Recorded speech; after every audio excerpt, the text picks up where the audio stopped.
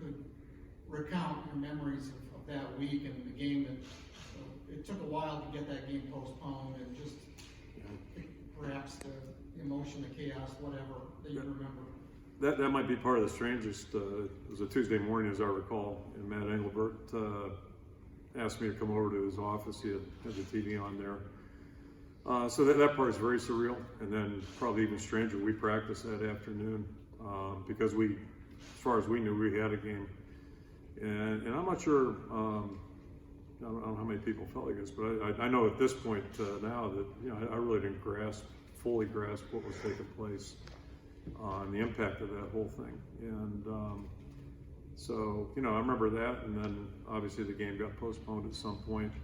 I also remember I ended up in Pittsburgh that weekend, went back and saw a high school game and visited my parents.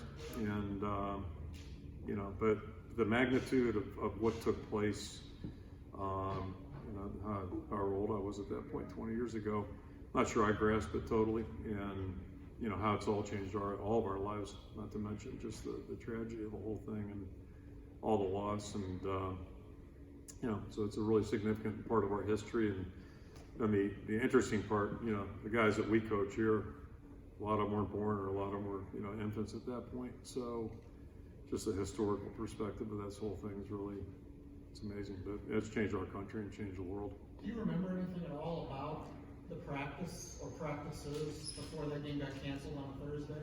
Yeah, and I just, you know, it was a strange feeling, because on one hand you're trying to focus and concentrate on the game preparation and getting ready for a game.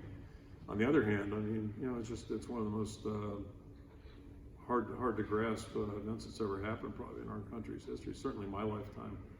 So, you know, it's just a weird combination, a really strange combination.